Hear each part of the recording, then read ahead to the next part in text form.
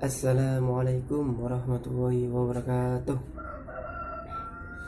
Alhamdulillah kita bisa berjumpa kembali.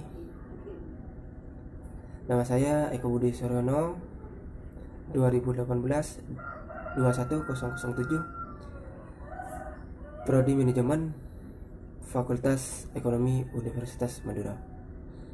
Di sini saya akan memenuhi tugas dari mata kuliah Pancasila dan Pendidikan Kewarganegaraan. Di sini saya ngambil yaitu tentang kemiskinan.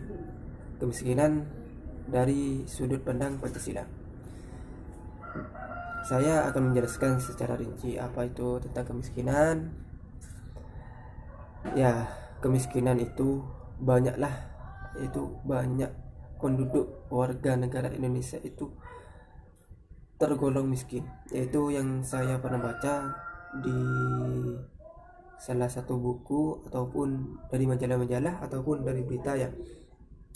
Kemiskinan yang ada di Indonesia itu sekarang kalau gak salah itu 9,89%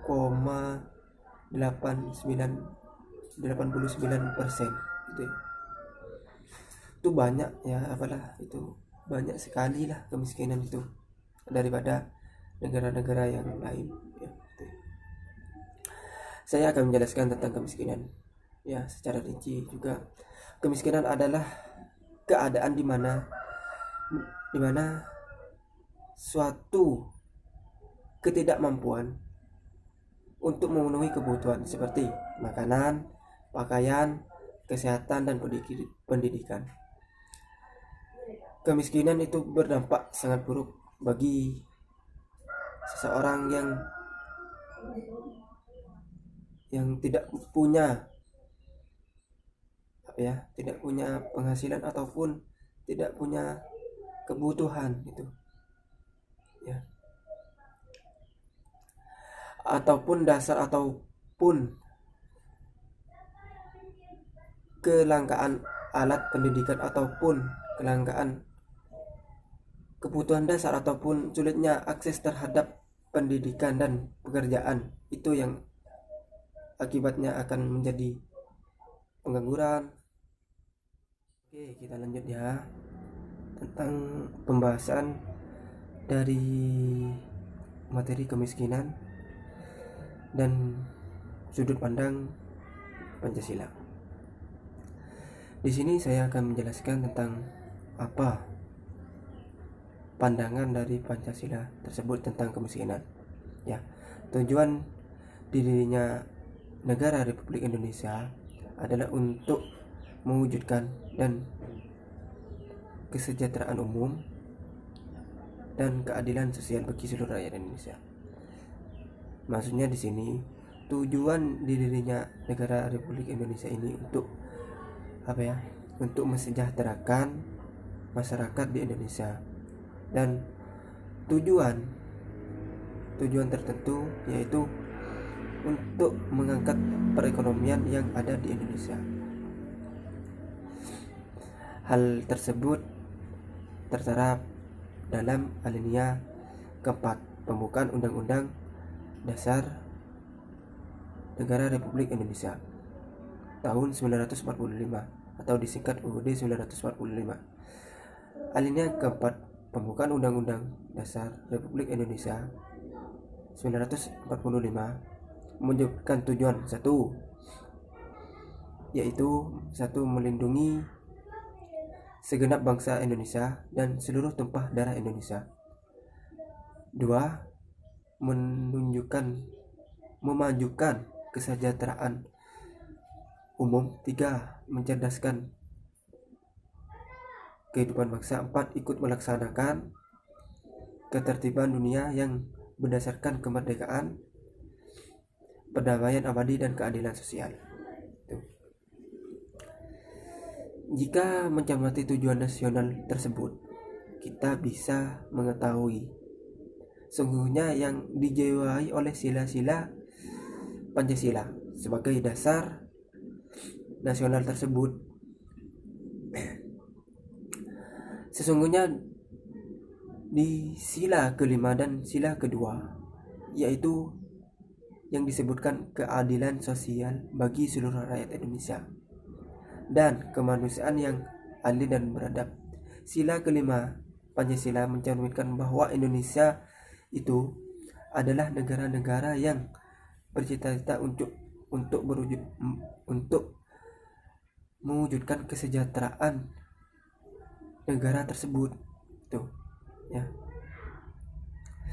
Dan ada salah satu yaitu hak asasi manusia atau disingkat HAM itu ya. Itu ada semacam hak asasinya di dalam suatu pemerintahan ya. Mungkin banyak pemerintah kita udah merencanakan atau sosialisasikan tujuan-tujuan tersebut. Tetapi bagaimana kita bisa bersikap atau bisa maksudnya itu bersifat objektif lah itu untuk bisa mengangkat derajat ataupun bisa mengangkat derajatnya diri kita sendiri, bahwa kita udah tertinggal dari bangsa-bangsa lain ya. Banyak yang saya jelaskan tadi juga tentang ya, dari pembahasan yang tadi tentang sudut pandang dari Pancasila tentang kemiskinan. Kemiskinan itu sangatlah mengkhawatirkan untuk Indonesia. Banyak kita kalah saing dengan negara-negara yang maju dengan usaha-usahanya sendiri untuk untuk maju, seperti Korea Selatan, Korea Utara, ataupun Amerika Serikat, ataupun di Jepang, ataupun di Cina. Itu banyak negara-negara yang berkembang. Demikian dari tetangga juga ada, dari Malaysia itu besar perkembangannya yang saya tahu. Di Indonesia sendiri kemiskinan itu sangatlah tinggi. Diagramnya itu sangat tinggi. Kenapa kayak begitu? Kemiskinan yang ada di Indonesia itu sangatlah terpuruk. Kita sebenarnya bisa untuk merencanakan, untuk mengangkatkan bahwa Indonesia itu bisa maju dan bisa bermutu di dalam suatu usaha. Gimana kita bisa berusaha ataupun bisa mengelola suatu yang bisa kita menjadikan usaha tersebut, agar kemiskinan yang ada di Indonesia itu bisa mengurang ataupun bisa turun. Itu kita bisa melihat dari sebuah negara-negara yang berkembang. Itu contohnya, itu gimana anak-anak muda itu bisa bisa berpikir ataupun memanage ataupun bisa semacamnya kreativitas yang dapat kita lakukan untuk usaha-usaha tersebut.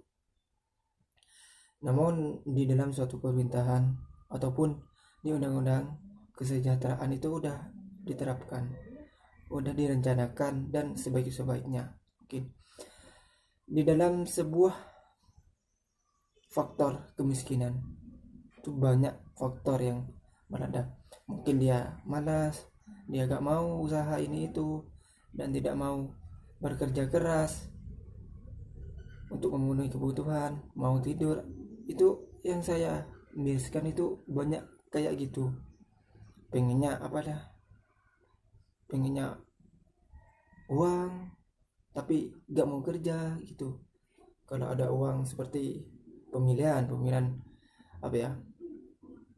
bupati, pemilihan kepala desa itu disiap-siapkan, itu di istilahnya serangan fajar. Itu yang ditunggu-tunggu oleh kaum yang pengangguran, yang maksudnya pengangguran itu ya, yang sangat miris banget lah pokoknya yang saya melihat itu. Tetapi bagaimana kita bisa, janganlah kita berpengaruh dalam apa ya, segi hal tersebut. Kita harus maju untuk bisa apa ya,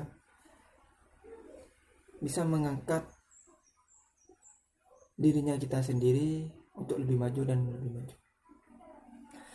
Di sini kita simpulkan bersama-sama ya, bahwa usaha-usaha yang diterapkan oleh pemerintah untuk menunjang kinerja suatu negara tersebut yang ada di Undang-Undang Dasar, yaitu disingkat Undang-Undang 1945, keadilan bagi seluruh rakyat Indonesia. Yaitu udah apa ya, keadilan itu sebenarnya udah diterapkan di dalam pemerintahan, tapi bagaimana itu apa ya, usaha-usaha itu bisa berkembang lah itu, agar apa ya, agar bisa apa ya, kita. Dari saya kurang lebihnya mohon maaf. Wassalamualaikum warahmatullahi wabarakatuh.